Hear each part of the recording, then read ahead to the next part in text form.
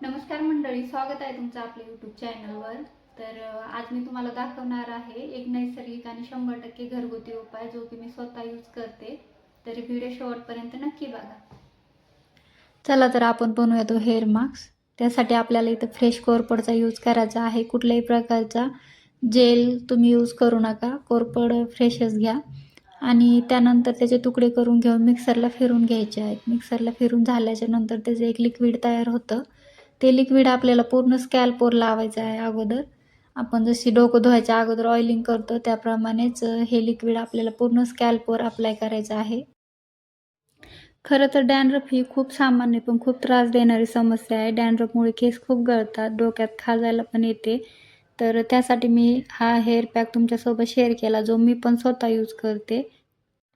आता तुम्हाला प्रश्न पडला असेल की कोरपडच का? तर कोरपडीमध्ये असतात अँटीफंगल आणि अँटीबॅक्टेरियल गुणधर्म, जे स्कॅल्पमधील बॅक्टेरिया आणि फंगल इन्फेक्शन दूर करतात. केसातील कोरडेपणा पण दूर होतो. केस नैसर्गिकरित्या मजबूत व काळे राहतात आपले. आणि कोरपड ही आपल्या आरोग्यासाठी, केसासाठी किती गुणकारी आहे हे मी वेगळं सांगायची गरज नाही. आणि नैसर्गिक असल्यामुळे याचे काहीच साईड इफेक्ट नाही. त्याचा आपल्या केसांना फायदाच होईल, नुकसान नाही. तर चला आपण तो हेअर पॅक सगळा अप्लाय केला आहे.